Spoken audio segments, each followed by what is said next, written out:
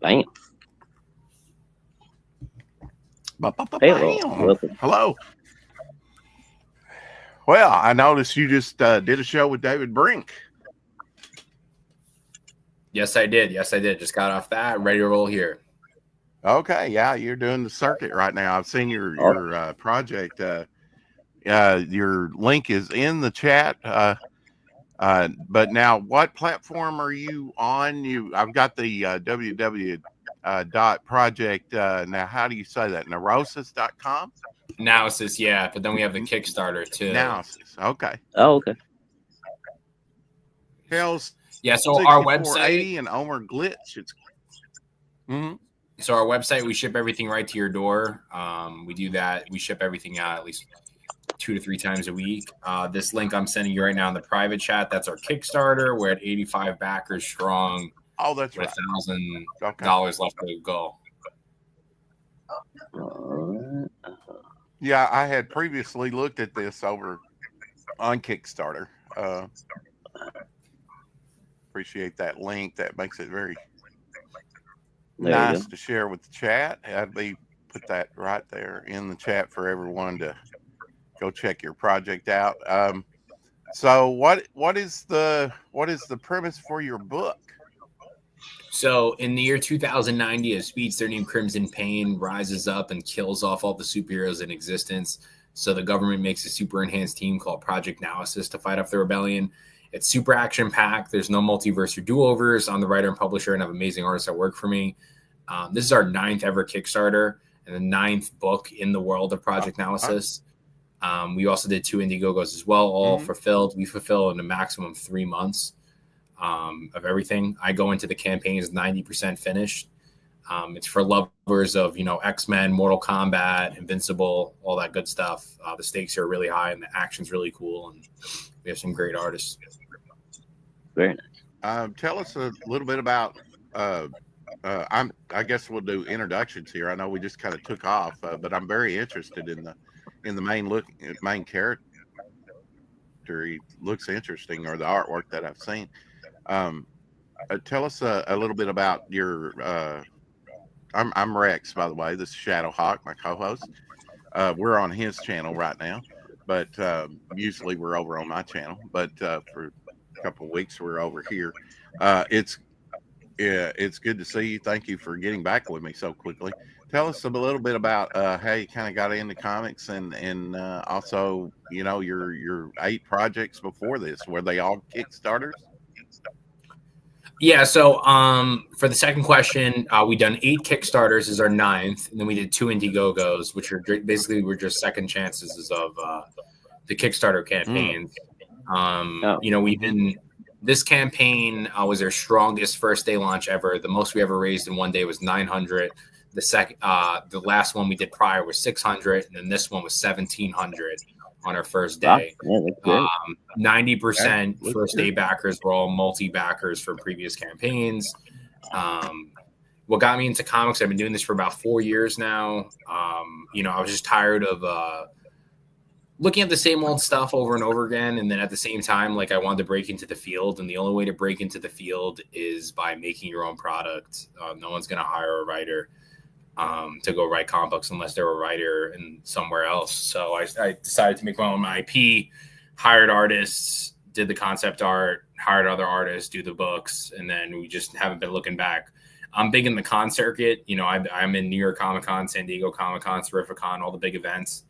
And I was featured in Forbes 3 times already. Last one was just in October for my appearance at New York Comic Con. And, we've just been pressing the flesh. And then we're trying to build our online presence, which brings us to Kickstarter. And that's why we launched these books on Kickstarter. Because, yes, I do fund everything beforehand, but it's great to, build that pre-order market where we can actually, go in and okay, I could breathe. Yeah. What's your page count on your books? So the new book is 24 pages. The other ones range from episode 0 is 20 pages, episode 1's 40 pages.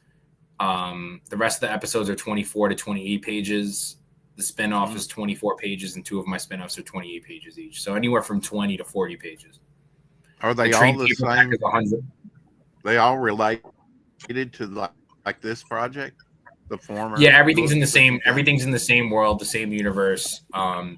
We're gonna do stuff with our publishing company for 2025. We're gonna release some books that are gonna be outside of this premise into other, ventures. But right now, everything's Project Analysis related. Okay, yeah. So building that IP and just kind of capitalizing on that. You got to be happy with the performance of this one. Then that it looks like it's kind of paying off, huh? Just kind of stepping stones. Yeah. So like the most we ever do is anywhere from 4,000 to like 4,800 a campaign. So I definitely think this one's going to beat that by a decent amount. Honestly, I definitely see us doing over 6,000, which would be great. Nice. And then we're just building each time. Everything's looking to be improving. And, we do great on website sales. We do great in conventions. So, we're just building the pieces, and that's why we need people to join us and back. Nice.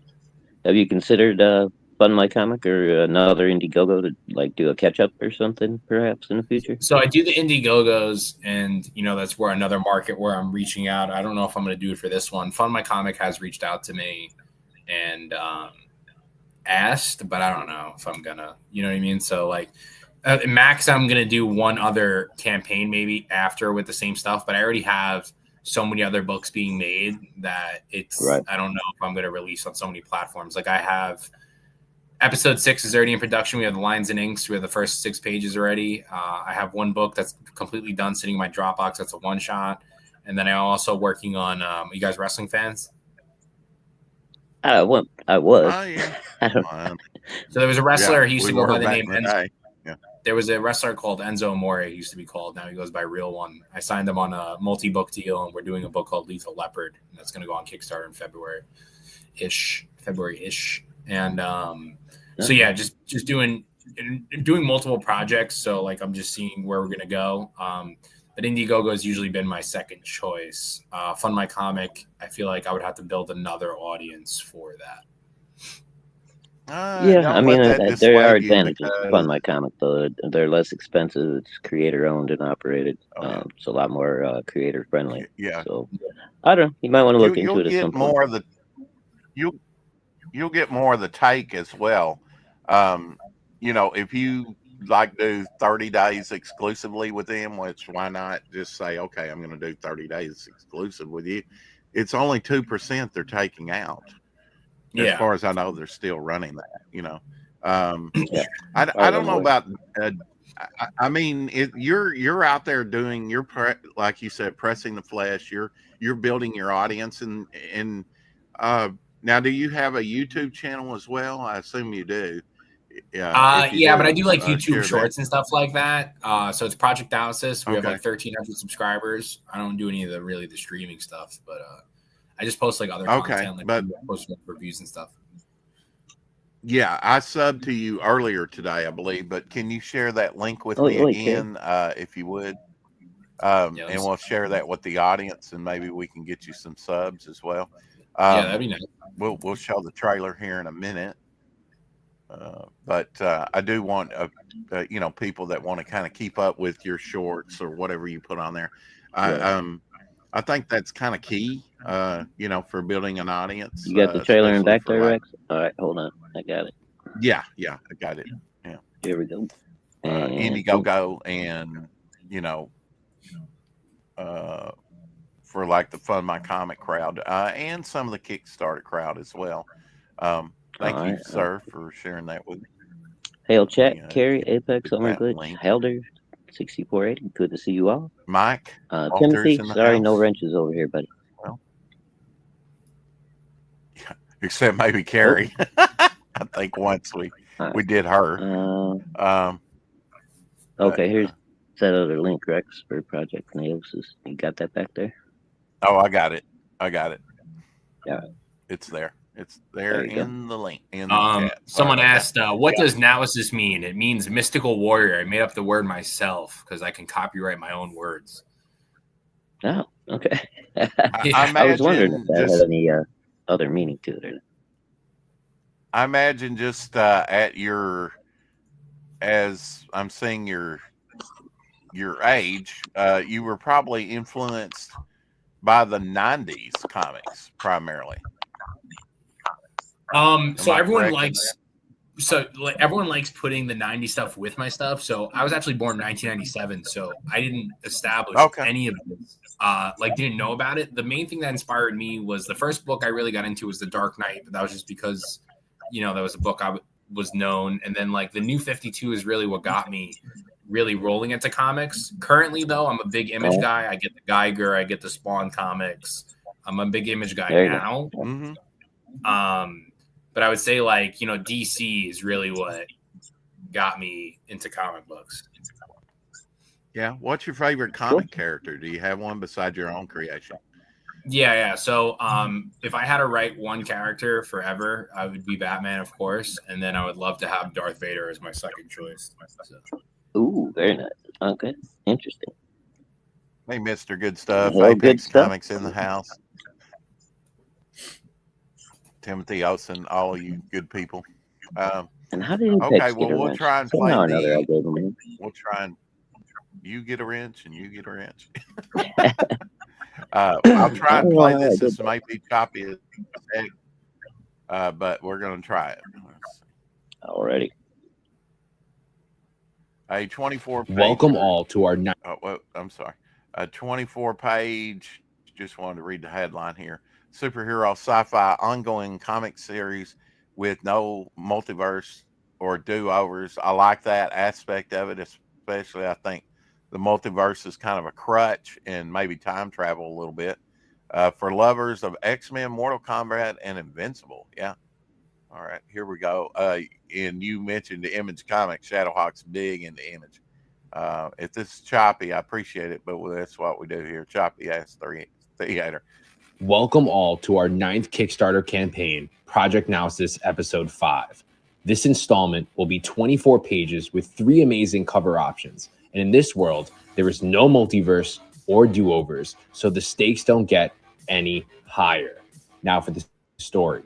In the year 2090, a speedster named Crimson Pain rised up and killed off all the superheroes in existence. So the government made a super enhanced team called Project Analysis to fight off this rebellion. And for 5 years, they battled across the globe, leading up to this episode where we finally will see the Project Analysis unit face off against Crimson Pain in an epic clash. Who will live and who will die? Find out by ordering today. Very cool. Do you think you'll do a compilation at some point, my friend? What do you mean? Like a trade paperback? So we do have a trade paperback. It's one of the catch-up tiers for the first 4 issues. It's 120 interior pages. So this is we're in volume 2 right now. So volume 2 is episodes 4 and 5. 5th is the one we're at. Volume 1 collects 0, 1, 2, and 3. So it's 120 interior pages.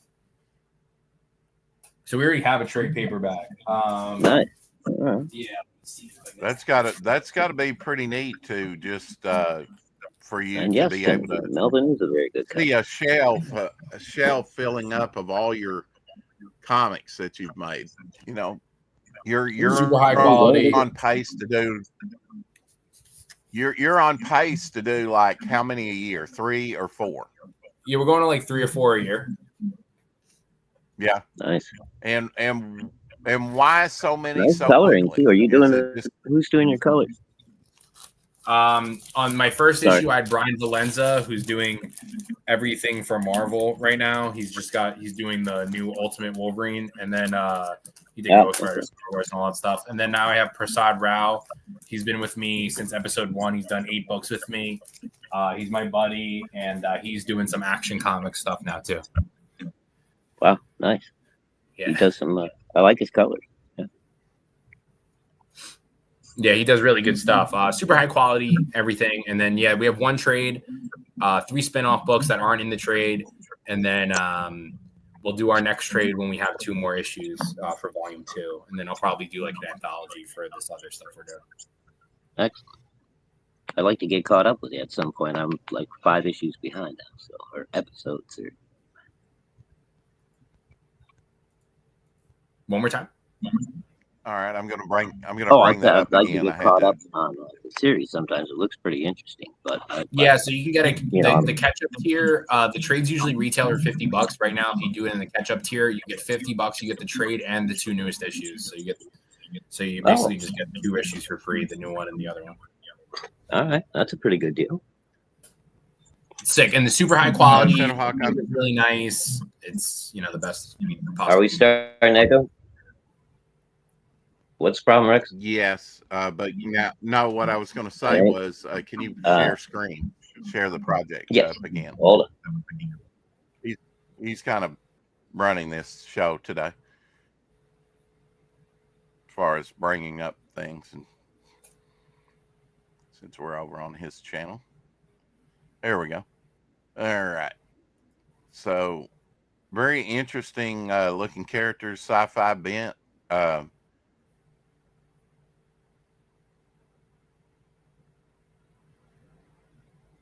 So right there, if you scroll up a little bit, that was our main. Okay. Yeah, that's Crimson Pain. Was the guy super kicking somebody? Let me see where we're at. It's a little delayed. Is he a human? Is he alien? It looks So- like a multi-eye mask.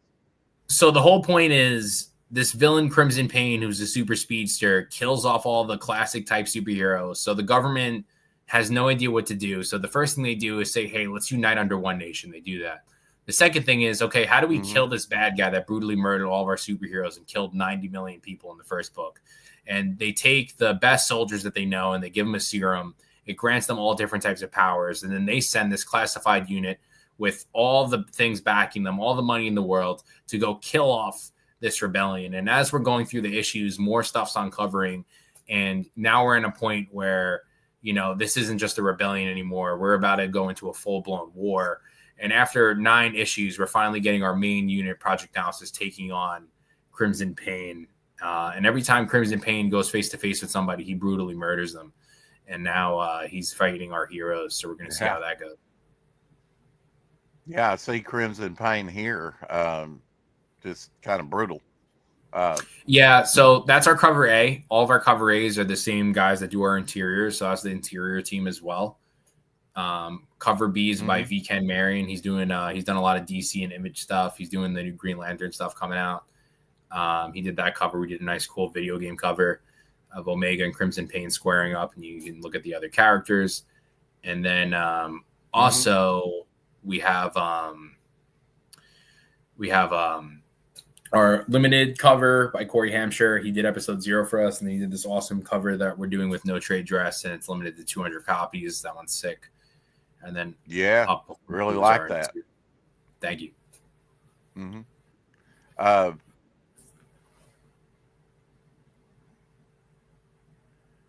Got a digital tier. I noticed for $5. Yep.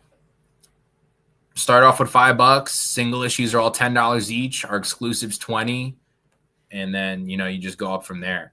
I tell people you can get 2 different shipping options. International?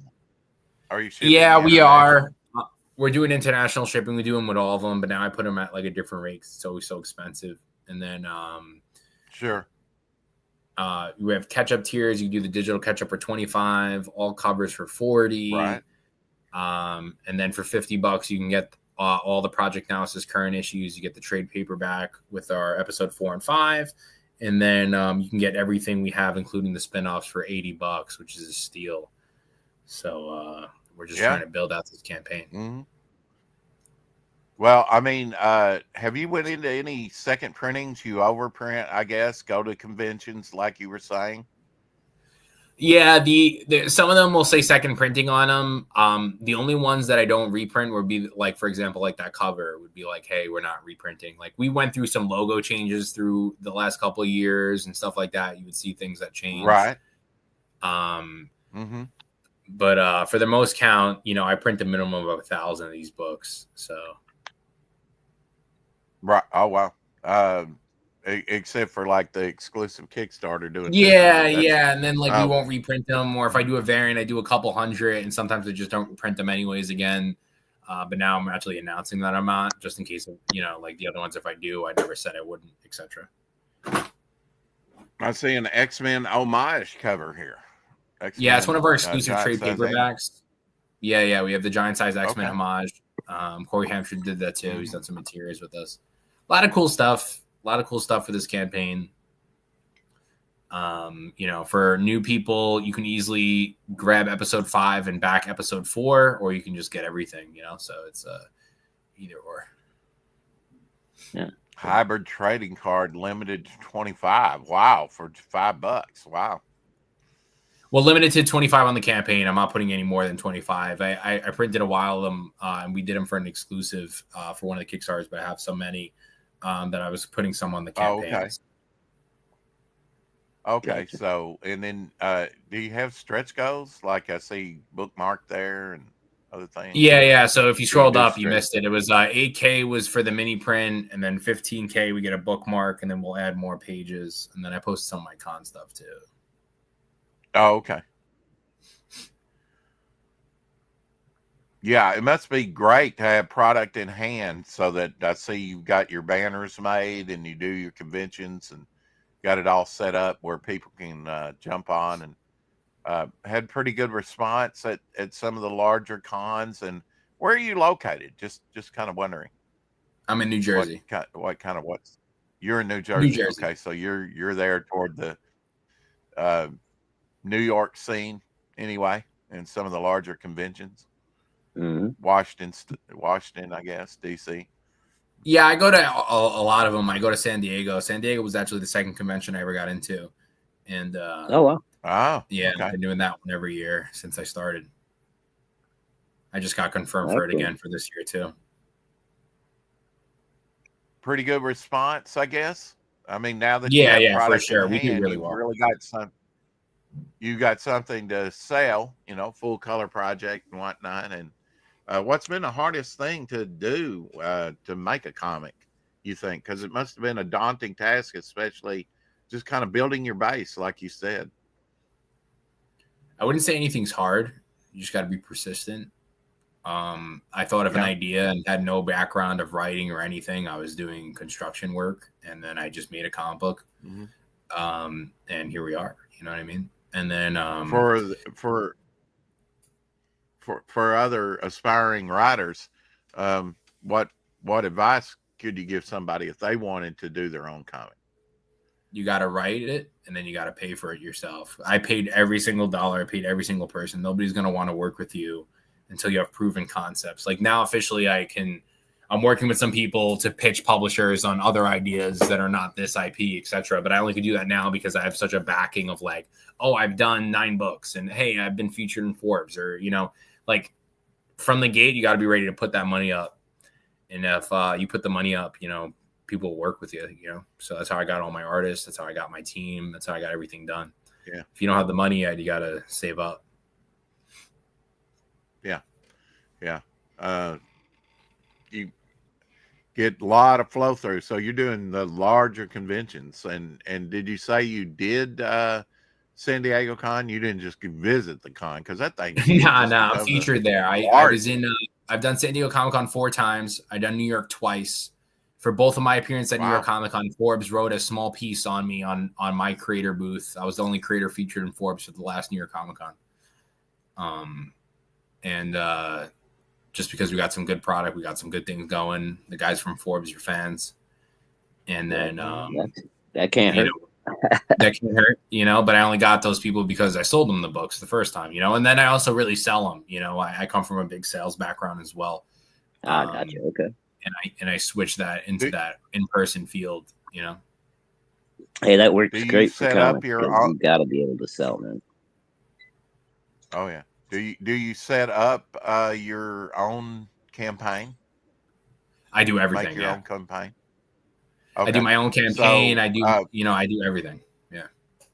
You've done a couple of second chance Indiegogo campaigns. I would say, if you're going to do some second chance, or maybe put a compilation, if you got some old product on hand, definitely, I would do. I would definitely try Fund My Comic. They're on par to do their first 6-figure campaign. We're hoping.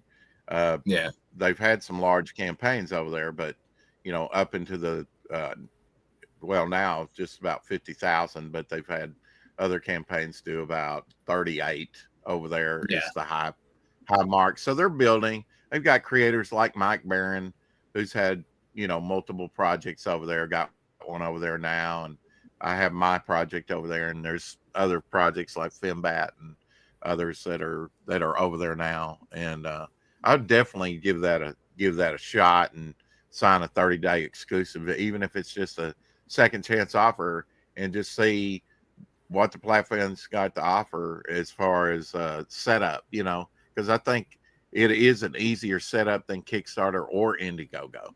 Okay. I don't think it's got the base maybe as big as Kickstarter. Most people probably don't realize that Kickstarter was the first kind of out, kind of like eBay.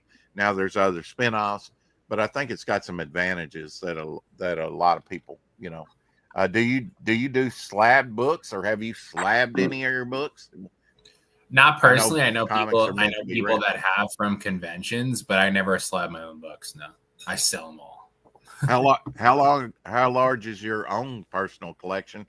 And kind of what comic kind of got you reading? How did that come about? Comics yourself? So I get comic books every other week.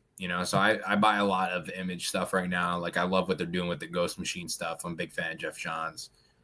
And then I'm loving Spawn. Everything Spawn is the best. And then I've been diving into the like I said, I'm a big DC guy. So Absolute Batman, I'm enjoying. Absolute Superman, I'm enjoying.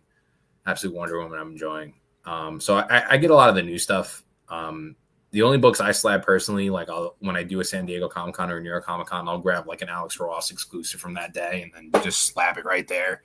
Or if I see like one of the new movie IPs or something, I'll go get one of those things slapped. Just getting new stuff. I don't think I have my backlog of, like, when I get big show exclusives, like, I honestly just flip them, so like I just flip them in like a month or two. So like, yeah, just like not too much stuff. Like, I have a lot of books, but like nothing that's worth like thousands of dollars, Right. Yeah. Do you collect back issues? If I get back issues, I'm getting the trades. So like, I was going back from Spawn again. I'm getting like Spawn, like the Origins trades. Yeah. Like, I would say the only thing that I am collecting that is back would be Spawn, because I started from number 1 again. I got like 5 number 1s and I'm working my way up. Oh, very cool. But Spawn is easier, it's like Spawn's still going. It's like something, different. I have collections of the New 52 stuff. Like I said, that was the big thing that got me started. So I do have like the first 40 issues of the Justice League and Batman and Dark Knight that they had. Is that the original 52, or is that like the new 52? Because they did that. The new 52 from Jim Lee and Jeff Johns and Scott Snyder. Okay. Yeah. Okay. I guess some Ethan Van Sciver artwork in there somewhere. Yeah. So guys like that, the Green Lantern stuff. Yeah. He was more Rebirth too, though. I think he was more Rebirth. He was Rebirth, yeah. Mm-hmm. Yeah. But he also, him and Jeff created the Green Lantern Spectrum and all that. Yeah, I was big into the main one I really collected was the Batman. Like, I love that Scott Snyder, Greg Capullo run. Huge fan. Oh, yeah. You know what I mean? Huge fan. And then I was just so big. I had the Detective Batman. I had all those too, and I still have them. And then really just those show exclusives when I get them. Like, I picked up a lot of the Energon universe stuff when that first came out, like all the exclusives, and I just started flipping them now because it's so popular. Oh, okay. I guess you're probably a gamer as well. Not as much, but I do play games that I can play, and like, I don't need to invest hours. Like, for example, like a UFC or a WWE or a Mortal Kombat, where I could play for 20 minutes and get a fix. Right. Yeah. I can't do the long games no more. I can't. Right. You're too busy. Yeah, too busy. I got a 3-year-old. It's just it's too much. It's a lot of time. I used to be able to put 30 days on a game, no problem. If you look at my YouTube channel, you'll see videos of me doing WWE and Borderlands stuff. Okay. Where I could put hours, and I put hours and hours and hours on that. Can't do that anymore. But they are. You got a 3-year-old, you said? Yes. Little boy or girl? Do you mind me asking? Little girl. Little girl. Oh, that's awesome. That Bro. that kind of changes your whole perspective on life, doesn't it? Oh, Yeah. It's the best, you know. So we have a good time. She's great. She was coming to a lot of the conventions her first year, but now she's a little bigger, so I got to wait a little bit. But yeah, This cover here has sort of a video game, crossover matchup here where you got both characters squaring off, the villain and the hero. Yeah, and it has them highlighted too, like the characters that are on. Like we had so much fun with that cover, and I gave it to V10 at New York Comic Con. I was like, "I need you to do this," you know, and he nailed it. So yeah, I'm really with digging face your mask, color, man. Yeah, the color works great. Yeah. Yeah, the more I see it, the more I like it. It's good stuff. It's hard to find, something like this. I know this is probably a lighter palette than what was used in Batman Beyond, but you kind of get a vibe, a futuristic vibe like Batman Beyond. Yeah, it's 2090. It's just far enough where I can have cool technology, and not as far enough where like it's not ridiculous. You know what I mean? That it's Exactly. like out of like that. It's like out of like grounding yourself. You know, like Right. I can have the cool tech like nanotech and flying cars and laser weapons and shit that could be like not too far away. Maybe robots. Who knows? I'm not sure you went far enough. Actually, I'm working on a project called Future Visions, Momentum Unleashed, and I said it like 250 years in the future because I don't even think just in a few decades we're going to be to that point, But we might. Yeah, with 3D printing and if you see where they're at in And it's 2090, the comic book characters dressed differently, so it's like really kind of like that new age. Yeah, is it hard to kind of envision the future? I mean, what it's going to be like? I mean, if you go back, let's say 30 years, and you say cell phone, people are like, "What?" Hey, Caleb. But then they had it in Star Trek. Really, I needed it because the technology, like for example, like in 2090, Crimson Pain goes against like these classic type superheroes that wear the tights and shit, and he rips them in shreds. You know what I mean? So like they needed that next level up. And yes, I could have placed these guys in 2025, but I like advanced cities and different types of things. And if certain things get made, it can advance pretty quickly. And I explain a lot of the technology too. With all the face mask and stuff, is it hard to? I guess you all had to do that in dialogue because unless they take the mask off and kind of emote emotion, right? Yeah, sometimes you'll see when they're really in deep conversation, they can digitize their masks off, so it can like come off, like part of it, like when they talk and it can like come back on. And some of the guys Victor Thorne, he's always maskless, and then like Hellsate's maskless, Banshee's maskless, Crimson Pain, you can't tell what's his deal, and right, you see how it is. I do it well for you when you guys when you see a copy of it, you'll see it's done well. From what I've seen so far, it looks good, man. Yeah, like your, that's there's a couple things, the lens flare and sort of like the out of focus shot, kind of like your explosion here, that image kind of brought to comics and comics colors in the 90s, where Marvel and DC wasn't even doing it at the time. Now it's kind of passe and been done.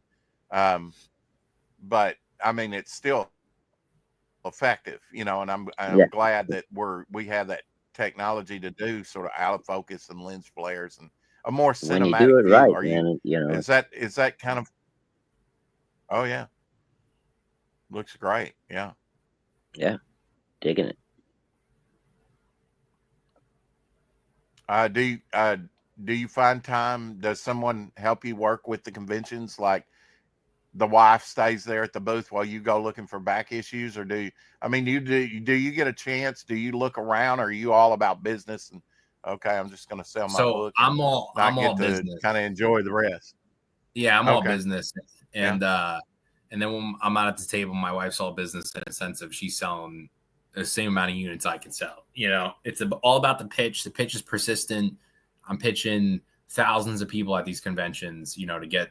If you follow me on Twitter and Instagram, you'll see how many people I post at these big events. I post at least like 70% of the people that buy, and there's hundreds of people that I get to buy at these things. So, you know, we're growing, you know, and some people just want to buy at New York Comic Con, or some people just want to see me at San Diego, you know, so like, it's just all different markets. And, you know, the online presence is something I'm working hard on to really build that platform, because it just makes things a lot easier to be able to go, hey, this one did 10,000, this one did 10,000, you know, just so I can like breathe a little bit, you know, because I honestly, before I did Dave's podcast, I was at a pop-up convention in Long Island really quick, and I left early so I can do the podcast stuff, you know. So that's cool. Yeah. Yeah. Get your YouTube built up a little bit. You know, you get your socials going, and that'll really help out a lot, I think. Yeah. I mean, that's how I reached out to you. Was seeing that you were going to be on with Dave, and you got back with us quickly. So here you are. You know, boom. You're pounding the flesh, like you said. I'm ready. I don't. He said pounding. Well, pressing. Pressing the flesh. Okay, I said pounding. Yeah. Way to call me out. Thanks, Shadowhawk. Slapping mamas and kissing, or slapping babies and kissing mamas. Well, it's only when you get that in wrong order that's you get in trouble. But that's right. Now you got trading. You've done trading cards, bookmarks. Tell us about some of the other stuff on the other campaigns or whatever that you've done. Is it primarily stuff like that, or? Yeah, all stuff like that. So the trading card we're showing is a mock. If we hit that, I think it's 10,000. If we hit 10,000, I'll do it as we'll put the super villain and add a second trading card to the collection. So you have to scroll up a little bit, and I think I said it's like right above the hybrid trading card. It says Crimson Pain trading card. It says, so if you scroll down a little bit at the 10K mark, you're moving around, but okay. So at 10K, I'm showing you the mock-up of one of the trading cards you have existing. So then I would make another one, and it would be the Crimson Pain version of that trading card. We have all the stats on the back. We have a little description of the character. We show some scenes from the book. And, eventually I would love to build out a card game. But you can't juggle too many hats at once. So if we could build them on the back of all these campaigns, it'll be huge. 20K, you add 4 more pages. Yeah, I'll add all the covers. Is that difficult to do? Nah, so I didn't even print them yet. You know what I mean? So I'll add all the covers in, right, and then we'll slap those in the back. Like I said, the other pages I'm already making for the next book, The Lines and Inks. We already have the first 6 pages of the book that comes out after this. So, you're supporting something. Would that be growing. Like 4? Would that be like 4 pages of story, or is it just like pinups? No, we just throw it says it in there that we just throw the covers, all the covers that were in there. We'll throw them in the campaign. Yeah, like a pinup gallery of covers. Yeah. I kind of like that. It also gives you a checklist as a collector. Oh, I need to find this variant of that, because there are diehard collectors. They want to collect all of it, and while you're building an IP, that's a good thing to have. People that are like, oh, I've got to get everything, and there's not, and it's obtainable now. It might be hard to find, but it's obtainable, because there's only been like 9 books produced at this point, name Batman obviously being on there, but besides Batman, name some characters that you're really into. Probably Invincible, probably liking Kirkman stuff as well. So Invincible came to me after the TV show. I didn't read the books until I saw the TV show. And I was a big Walking Dead guy, but the main thing, I would say like Spawn is my dude, like Spawn's my guy. I'm big, I liked Haunt a lot too. If you're talking Robert Kirkman, I know he did that one too. Haunt's cool. Yeah. Haunt's really cool. I like that one a lot. And yeah, I really think what they're doing with Spawn is like the pinnacle for comic books. You know, they're mostly all bangers for at least for the main title, and you know they all have their beginning, middle, and end, and they have great artists that go with them. And then disputing that, I really don't like. I guess I'm reading. I read Wolverine's Revenge. I liked, but that's going back to Greg Capullo why I bought it, and. Yeah. You know, that was the Red Band book that Wolverine is like, it's like it's like a Black Label book, and it's a different type of take, and I enjoy it. Like Wolverine's cool. But if I had to get into writing any of the characters, I would love to go write Batman, or I'd like to go write Spawn, or I'd like to write Darth Vader. Those are like my top three to take. If you could point to like one book that kind of got you collecting comics, what would it be? Or one series or something? The only book I remember before reading the New 52 was The Dark Knight by Frank Miller. Is the only book that I feel like had an impact on me until those books that came later. I don't remember getting too many before that. I remember reading Blackest Night a little bit, you know, but nothing like that's like stained in my brain. And that was stained in my brain, The Dark Knight, especially like, you know, the thick Joker fighting fucking Batman. And then I really like The Dark Knight too as well, with Lex Luthor and Superman and all that stuff. So, you know, that was really the one. You know, Frank Miller is a huge inspiration. I'm really inspired by movies too, like Star Wars and things like that. Well, you know, I hadn't thought about it. In the back of your brain, every collector's like, yeah, and I hate this word, but I'm not saying that it's not very descriptive of the hobby that I've always been into for like 50 years.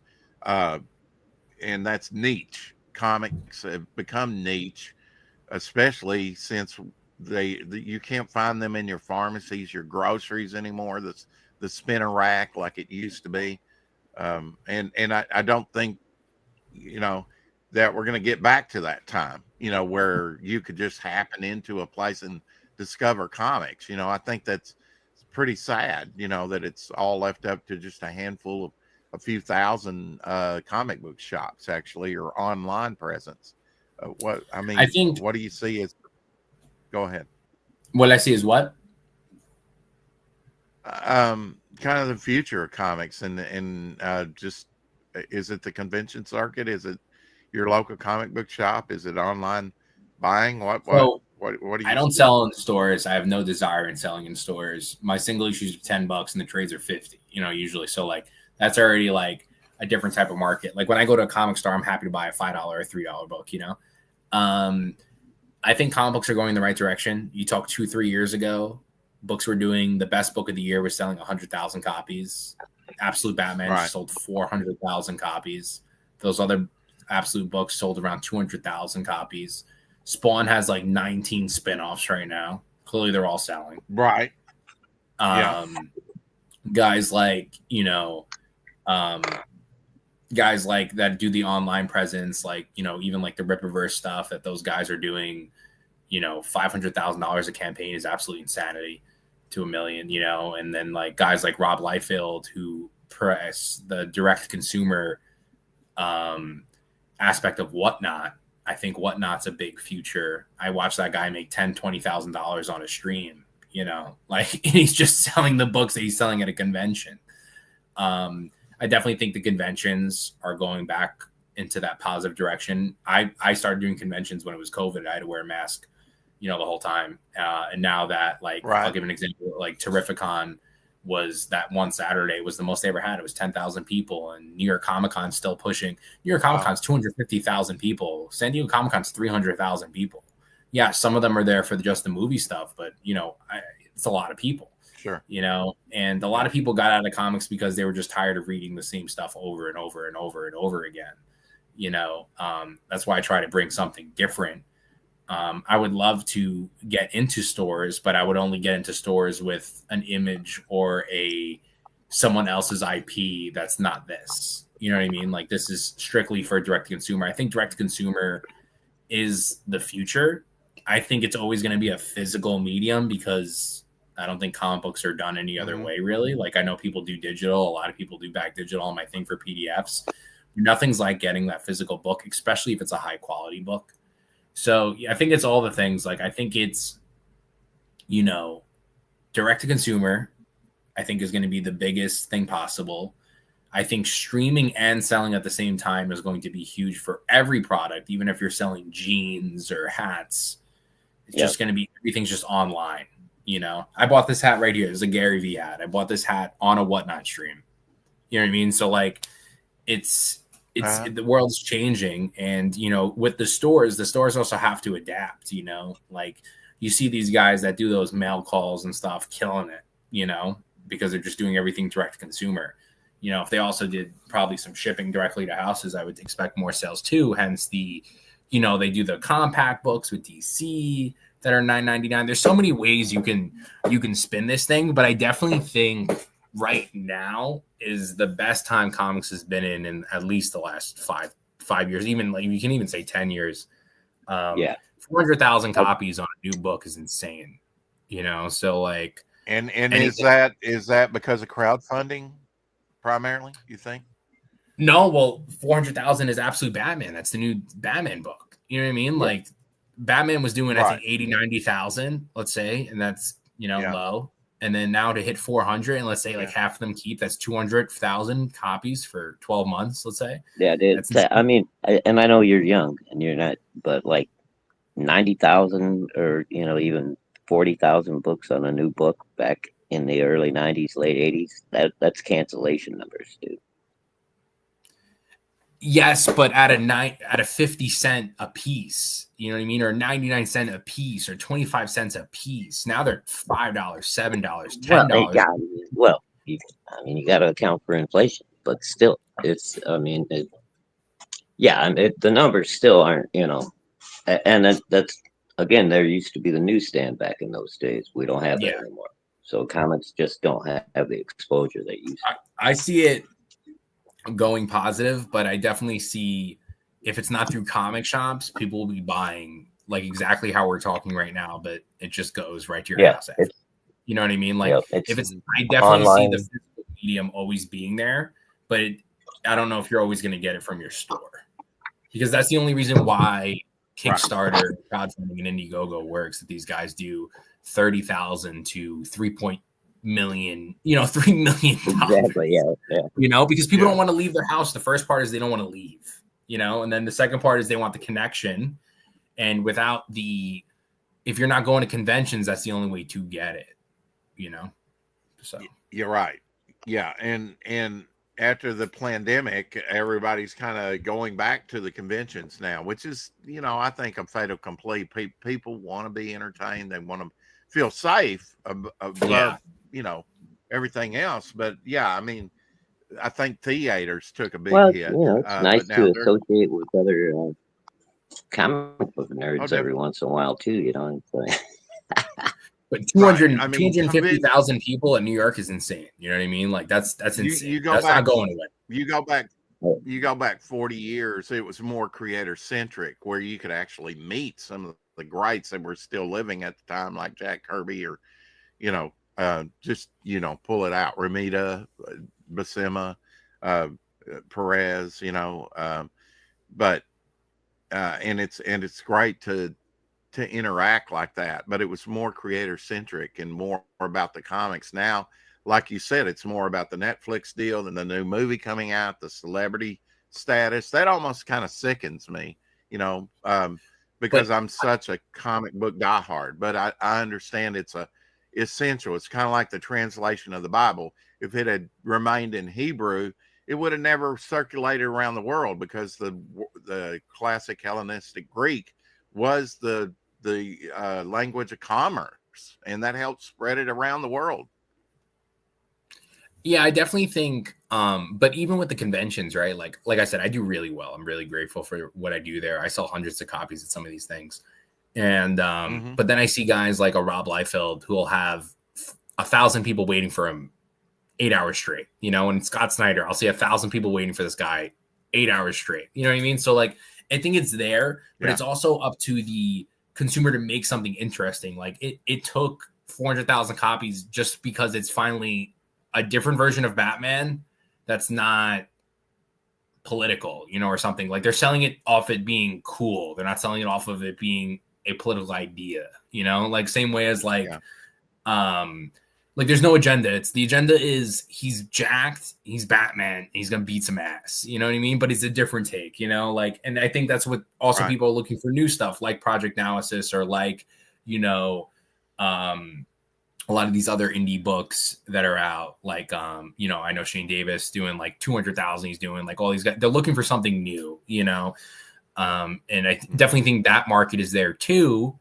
And people are looking for that new thing to get them back in, but also at the same time, they got to reinvent certain things to keep you interested. The same way, like, you know, everyone has like, you know, 4-8 hours a day just on their phone. You know what I mean? Like people need that something different, you know, to really hook them back into these other mediums, you know, and hopefully Project Analysis is that, you know?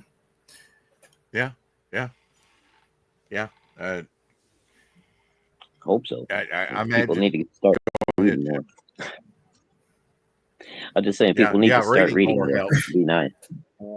Yeah, and I like I said, I go to comic shops every other week. I'm a consumer, you know, so like I'm still picking up the books. You know what I mean? Do I pick up everything? No, but do I find some stuff amazing, like Geiger and these other things that are coming out? I think it's awesome, dude. Some of the stuff that's coming out. You managed to mine some gold nuggets out of all the crap, right? Dude, and there's some stuff that's what I'm saying, like that are really top-notch stuff, like even Red Coat, different stuff. It's all different stuff that are like that. If people I've heard good things. It's just I gave up on the mainstream back in 2000, dude. I was fed up with all the endless crossovers and all that other bullshit. I think Image is doing a lot of the right stuff. I would love to be part of that, but not with, of course, this thing. This is my thing. I'm working on some other ideas too. That I think are needed. And I feel like that's why Image is getting a lot of these deals for shows and stuff like that, because they have original IP and there's always going to be a source for original IP, you know? And I definitely think too, with a lot of the new DC stuff for even the movies coming out will help push a lot of stuff, hopefully, in comic books, as long as they correlate it. I already know the answer to this, but I want to ask you the question anyway. How important is perception and presentation?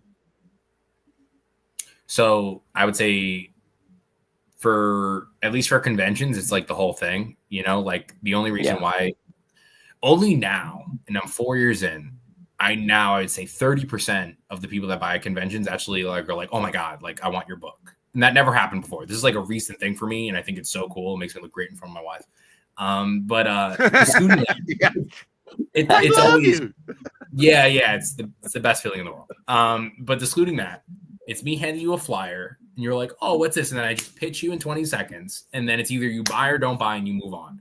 I watch people see what I do and they try doing that for an hour and then they give up.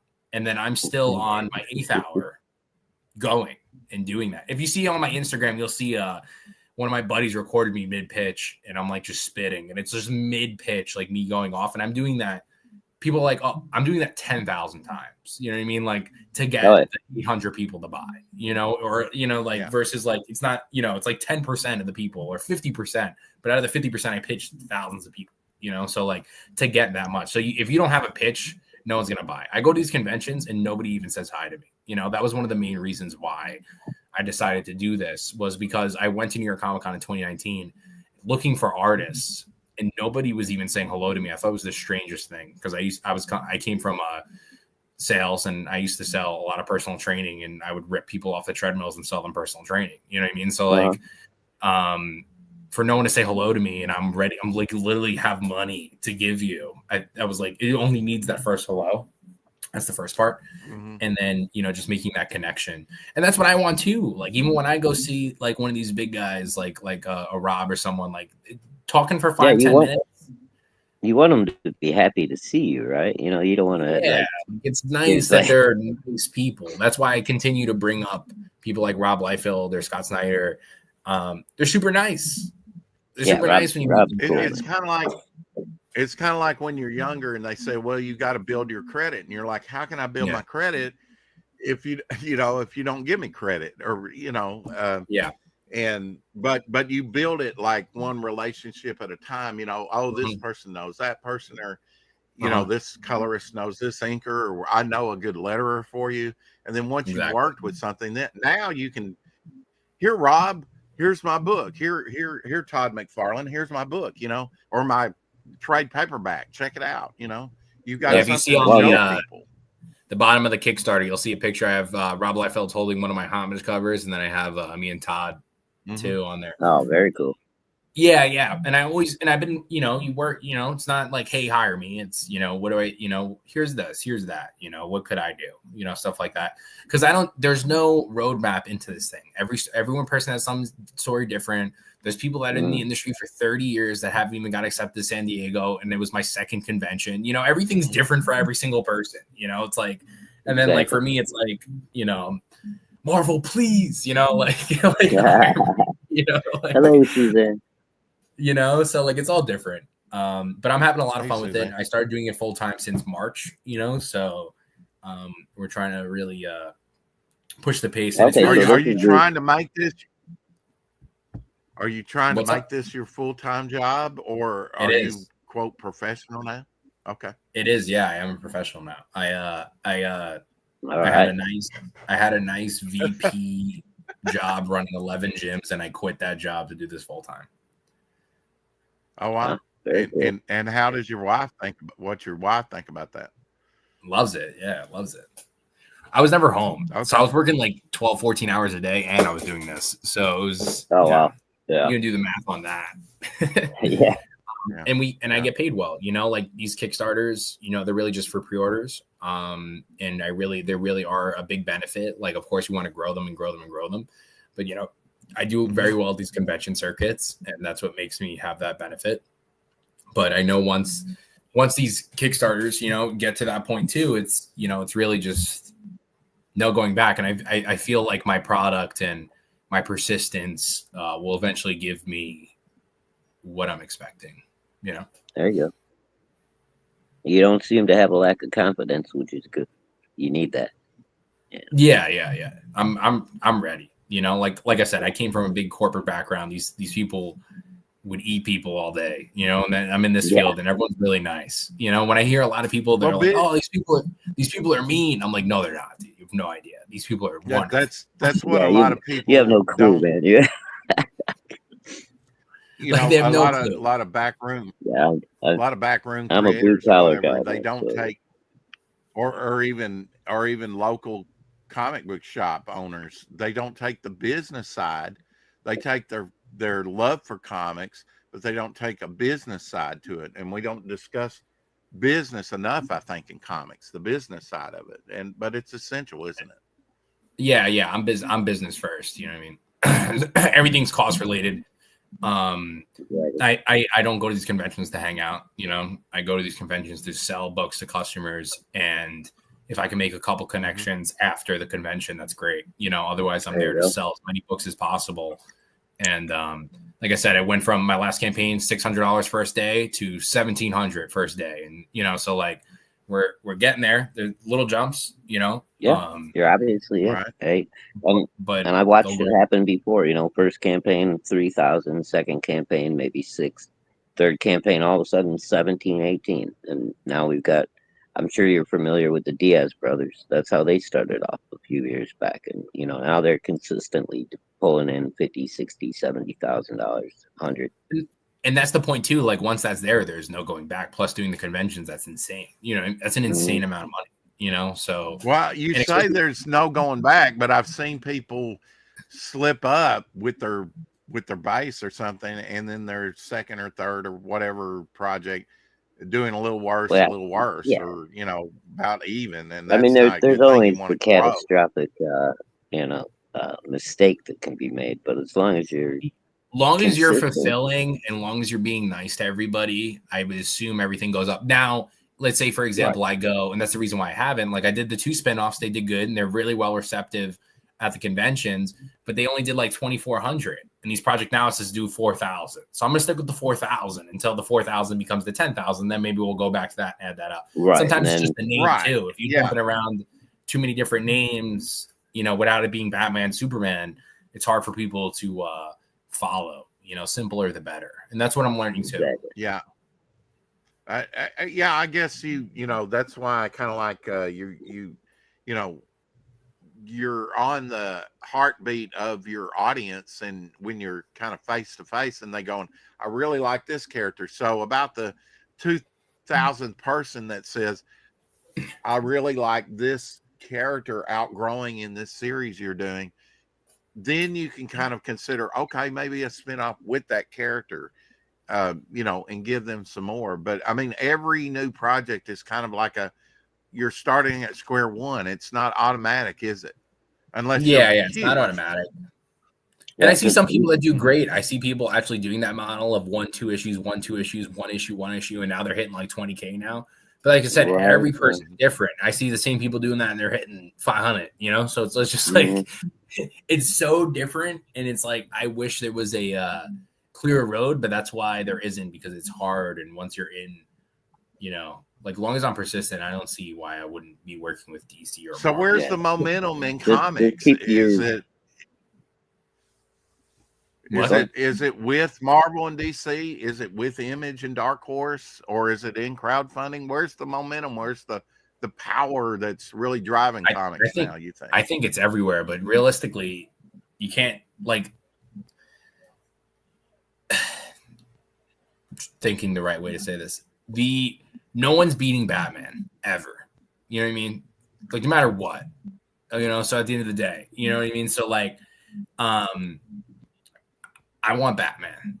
You know what I mean? Like, I for sure, and I will say this on the channel, I can kill Batman in one issue. I can kill Batman almost in one issue. Or let's say miniseries. Have him be transvestite for like a 10-issue series. See if that doesn't kill sales. Yeah. So like, but meaning like, like, damn. The goal for me, like, I know for sure I will eventually work with Image Comics, for sure. You know what I mean? I've already worked with movie companies on some stuff already, on their IP.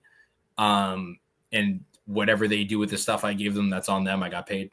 But I will for sure get that. I feel like the more challenging thing will be to get into DC or Marvel. That's my opinion. Yeah. But and I definitely think it's there. Everything's to do. Everything's fixable. Is that on your bucket list? Yeah, for sure. For sure. Is that on your bucket? Is that on your bucket list to I want it. Because the reason being too, why I would want that, one is because that's what got me into comics, and two, who am I until I have Ghost Rider? You know what I mean? So like Project Analysis, coolest thing, love it. But I'm just saying, like, I see the difference from someone that had Ghost Rider. I'm just using Ghost Rider as an example. Like, had Ghost Rider and someone that didn't have Ghost Rider. I'm building my own Ghost Rider, which is awesome. And I'm going to do Project Analysis for a minimum 35 issues. That's already locked. Like, no, it's really a different beast though, isn't it? Because with your own IP, you've got total creative control. Yeah. But with Ghost Rider, you may have an editor going, I don't think we really, or higher up saying, okay, you got a good concept for a limited series here or something. You may never get to do in corporate books with the character that you want to do, Ghost Rider. Okay, we're going to give you Ghost Rider. Will you be able to do it with your own IP? You can. That's the freedom of the independent market. The way I see comic books right now, I for sure think it's way easy. Like, once you're in, I think it's way less complicated than it seems to be. I think it's just, if it's good, it's good. If it's bad, it's bad. And at the end of the day, were you born in New Jersey? New York. Okay. So of course, New York's got rural places too, not everybody you think of. I mean, I think for the rest of the country, New York is Manhattan, because that's sort of like the art center of the world and so many other things,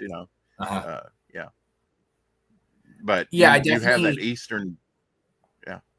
I push, man, but I'm saying, like, people say they get no, but if you can't convince the person to get it, why would they say yes? You know what I mean? If you can't sell the editor, how do you expect to sell 100,000 people? That's the other thing too. You know what I mean? So like, I'm not in that field, like in them yet, so I can't say for gospel. But at the same time, it's like if you can't sell that one person, how do you expect to sell 400,000? You don't think, Scott Snyder pushed hard to get that thick Batman made? You know what I mean? Like, so like, yeah, probably I heard it took him years. So like it's just like, if long as we're persistent, I think it's going to be there. Do I think there's things wrong? Yes, but I don't want to. I would never personally bash anyone's stuff, me personally, until I am able to fix it. And I want to fix it. You know what I mean? Like, I just would rather, I don't want to give out the idea. Like, oh, you could do this and it'd be so much better. I don't even want to say that out loud. Hopefully no one thinks of this idea and I can just keep it until it's done, So, but I love comics, man. That's the whole point. I love comics. I love being in it. It's a great field. The conventions are amazing. Crowdfunding's cool, Apex Comics in the chat says you had the momentum in comics, Rex, because that is my IP. That is Momentum Concepts, Momentum Comics. But little play on words there. But what is your brand? Are you Marvel? Are you DC? Are you what do you call yourself? So my publishing company is Visual Vibration. Okay. Yeah. So that's my actual corporate. My corporate company's Visual Vibration. That's what my name in all of my conventions. It's either Visual Vibration Paul Thayer or it's Visual Vibration is what I put my tables under. Because visually, all my comic books are aesthetic. I make them pop. I make them work. I mean, think about it. A lot of people don't think about this. Okay, I got to get a logo made. I got to get a company name. I got to get an artist, an inker, or somebody that can do it both, or colorist, and then there's the price point thing, like you were talking about. That's a big deal. You have to count the costs before you, and like you say, you do have to put up some stakes, some earnest money or whatever to get started for sure. I mean, you have to believe in yourself. That's pretty important, isn't it? Yeah, just this year alone, I put $40,000 into my business. You know what I mean? So like, that's just this year. Last year was probably the same. But you know what I mean? Like, it's just, I will give this thing everything until I have it, and I will not stop. So like, other people won't do that. I see people at conventions literally sleeping. Like this. If you're sleeping with a book in front of you, why would anybody buy your book? No, but that's what I'm saying. I definitely think being nice, being persistent, and having a good sales pitch will go a long way. That's like buying, a $10,000 ticket to be in an event, and all you're concerned with are the drinks and the buffet. What the hell? Yeah. Get in there to the poker. All right, and this one's for the chat. Carrie, if you're still here, I can't believe you left Visual Vibrations alone. Okay, that's all I'm going to say. Normally, that would have her off on some kind of perverted sidetrack. So, like, we're all vibrations. You can go into the conspiracy theories of that, and that's why I took that. I get. But everything's vibrating, stuff like that. Now, this project has a sci-fi superhero bent. Are I guess superhero, but there's other genres out there. There's war, romance, noir. I mean, are you gonna horror? Right? I mean, are you gonna? So I wish. Other. I wish I can say what it was, but you guys ever seen the movie Wanted? Yes. Okay, so the director of that movie hired me. The director of that movie hired me to make some books for him, and we made this book. It was set in a, I would say medieval times. I made a whole book for them. I don't know what they're doing with it, and that was like over a year ago. But like I did the medieval thing, which was like knights and cannons and stuff like that. Cool. And I had a lot of fun with it. It looks so great. Same colorist. I put my colorist on there. I hired the whole team for them. That was fun. I definitely would love to go the opposite way. Like I would go, BC or something. There's only one thing that I get from my local comic book shop. I'll go in and I'll kind of, that's a neat variant cover, or that's something new. But the only thing on my pull list is Spawn. Now I don't Yeah. get the whole Spawn universe. I can't afford that, and frankly, Yeah. I'd rather put the money into my own IP, you know, and For my sure. own creation, because I want to see my lifelong dream of my universe get out there and my characters, and people just jive and riff on those instead of Batman, which is Batman's fine. I've been rewatching Gotham recently. Still got to go in there after the show and finish up season 2, but you know, and I have no problem with Batman, Superman, or any other character out there. You know, if it's transgender man or homosexual this or some political politician man or something that that's sort of divisive, it's like, yeah, I want to stay away from that. But other than that, I enjoy, you know, you have a right to make your comics the way you want them. You know, if it's somebody pushing up daisies, hey, that's fine. You know, Hare Krishna at the airport. You know what I'm saying? It's like you put out your message, but it's probably going to be limited because you're being, you know, you are limiting your message. I think by and large, people just want to be entertained without all the political stuff, you know. And unfortunately, even comics, everything in life has been politicized. It just has. That's the there's era no we point live in because today. it cuts off on either side of the spectrum. It cuts off 50% of your marketplace.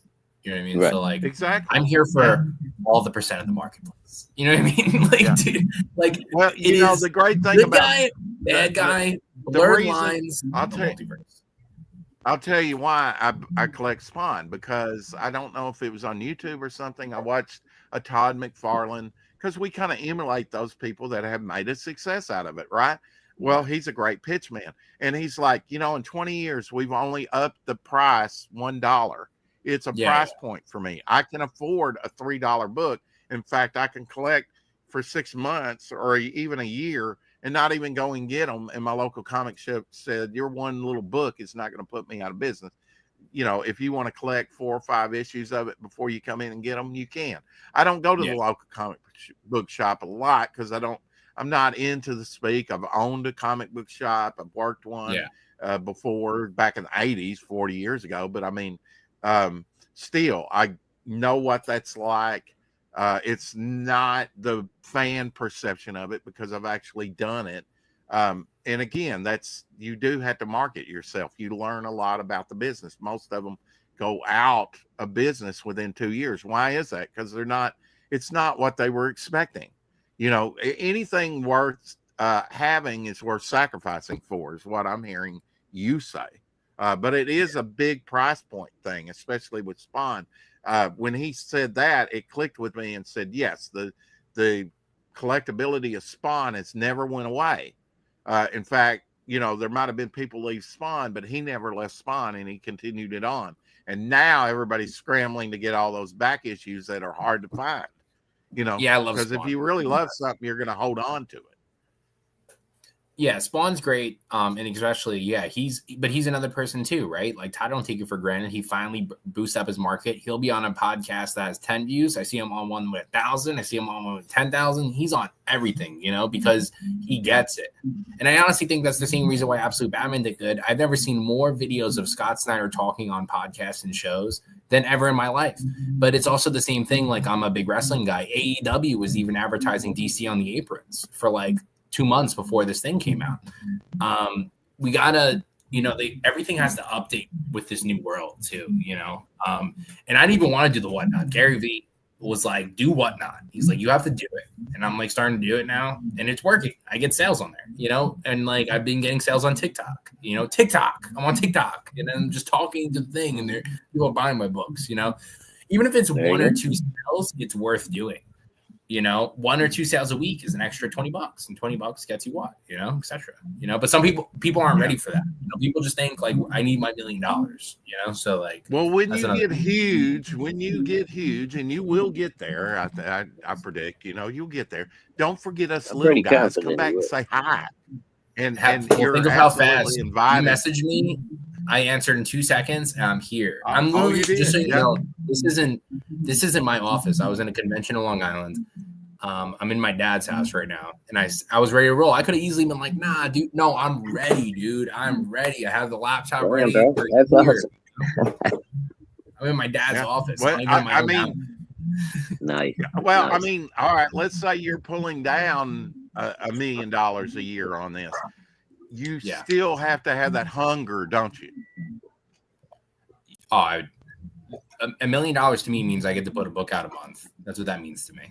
You know what it means to me? I mean, yeah, you You should know be what I able to mean? by that Like, point. Yeah, so like 4 books is hard to do. Like I'm not gonna say, like what I'm doing right now, like putting all this money in and all this stuff is crazy, and signing people. But now you're doing the floppy thing and then combining them, right? Yeah. You did a 40 pager. That's been your largest page count on a project. The larger the page count, the longer. That was the first one because my dumb ass thought I'm gonna do 40-page books every single time and it's gonna be easy. You know what I mean? But that was my ego getting into it at first, like thinking it was easy because I thought it was so easy because I was like, no one's selling. I was like, how am I not gonna make 20,000 my first campaign? But I had a rude awakening from that clearly. And that's why we do. I mean, when you look at Spider-Man, when I had my comic shop, it was selling $250,000, $500,000, whatever every month off books that were not even really anything special, like DC Comics Presents back in '87. I looked at the numbers of those. The numbers for some books like that are out there if you know where to look. And it was selling, just an off book was selling 189,000. Now that did that. But you had the stands there helping that out as well. But the long time tradition. I mean, really, DC and Marvel should be on cruise control right now. They need to take advantage of the longevity of a lot of their characters. I think Marvel and DC has kind of missed that.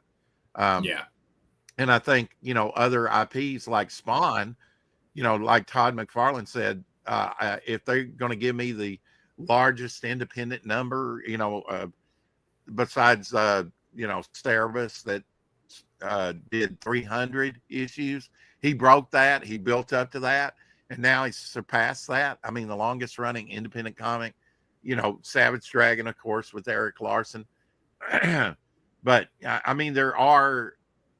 Yeah, I'm glad to see people have a hunger for that, to break that, that mark, that benchmark. Yeah, I definitely he's someone to strive for, and he's also, like I said, super nice guy. You know what I mean? It comes with it. The assholes don't survive, bro. So it's just they don't. It could be clickbait, but they don't. At least the guys I see, dude, Todd's lines are insane, bro. I see people fighting to get into that line, bro. Like fighting like dogs. And it's hilarious to watch. Well, I mean, if you I get it, but flow through, when Stan Lee was alive, it was almost elder abuse. There was stuff coming out they were just shoving stuff in front of him and whispering in his ear, and he's signing stuff, never looking up, never engaging. Back 40 years ago, you could talk to the man, at least get your 20-minute, 20-second conversation with him, or whatever, at least. And he was very appreciative and everything, there toward the end, it was just like flow through. And a lot of other creators, they never look up. Okay, they'll sign your stuff, go on. A lot of celebrities, I get that. They don't want to get engaged in a long conversation. But yeah, it really is the nice. I mean, it doesn't really cost you anything to be nice, does it? Yeah. Doesn't. That's why we're here, man. It's comic books. It's fun. Yeah. We like Superman, Spawn, and Batman. It's comic books, right? Yeah. It shouldn't be that complicated for at least even with me at the conventions. Everyone I see is super friendly. And I get advice from everybody. So I'm trying to absorb it all, and learn from these people, and then try to improve. Yeah. Any last thoughts while we wrap this thing up about your project and that everyone should be back? We'll give my comic and everyone back Project Analysis. I fulfill in 3 months, and 3 months is me being generous. It's probably gonna be way sooner. But we're rolling, man. I got passion. I'm ready. I think you guys are gonna dig these books. They're super high quality. Pretty good writer on it, and pretty stellar art. So I definitely think you guys should. Wow, And humility! You're aching. I love it, Your man. He reads humility is leaking out. and Pretty good writer, projectanalysis.com. If you watch this later on projectanalysis.com, you go on our website. We ship everything right to your door. I do those orders every 3 days. If you want to join the Black Friday deal, we have those too. So yeah, that's me. Hale, great to meet you, Paul. So I want to do comics, and I've waited in line 8 hours to see you. What advice do you have for me? What do you mean? One more time. Little more context for me. Well, what advice? If I wanted to get into comics, what advice would you have for me? You stand in line for like do it all 4 yourself. hours at a convention. Do it all yourself if you want to make comic books, and pay the people you want things done. No one's going to give you nothing. Nobody's giving me nothing. I was just featured in Forbes for the 3rd time. Nobody give me shit, nobody cares, You gotta really, the best way to say it is the reason why I was able to have my first book from thought to my hands in 6 months is because I had money, I wrote a script, and I paid somebody. You could fix the errors later. Yeah. Learn as you go. And then if I think a lot of people screw up in the indie mistakes. Okay. Sorry. I've made tons of mistakes, but I had to figure those out on my own. If I could have easily paid someone to figure that out, but I decided not to. So you gotta own it. I've made some errors, and I'm just going. I'm not thinking too much about it, and I'm just gonna keep pushing out product. Like, we're gonna get to issue 35, no problem. And I hope everyone joins me on this ride. Yeah. Shadowhawk, he said the P word. When I say the P word, people get mad. Product. Is it just a product to you, or is it a passion? Or it's both. Is it both? It's both. Got to have a good product. Got to be passionate. It's your passion, but you have to make it a good product. Otherwise, So buy it. The other side of the spectrum was I went to the Comic-Con, and the one person that did say, "Hey, buy my book," was the shittiest thing I've ever seen in my life, and I walked away. You know what I mean? So you gotta have both. I make a lot of sales because the quality is good, but I also sell and be like, please, if I had my daughter ready to rock, they'd be like, I can't eat without this purchase, and then hopefully they read it. And standing there with a sign, I got 5 kids to feed, man. Like, please. No. And that's the thing too. Like, you can buy the book, you can get that sale. Hold on, Rick. Before you go, sir, I just want to let you know. Hold on to your colors, dude, because seriously, I prefer black and white line work, and you've got a really good colorist on your hands, dude. All your stuff pops, man. I like it. Yeah, Prasad got picked with DC, and he's still with me. He ain't leaving me. That's sweet, man. We're buddies. He's my buddy. Cool. I literally say the magic. Say the magic. I couldn't hear you. Paul, I just wanted to thank you for. I think there's a little delay there. I'm sorry, but Paul Thayer, thank you for coming on. Hope this won't be your last time. Hope you'll come up and talk comics with us again. Say the magic words and we'll get out of here. Keep collecting. Keep collecting. Hello. Oh, nailed it. We love you.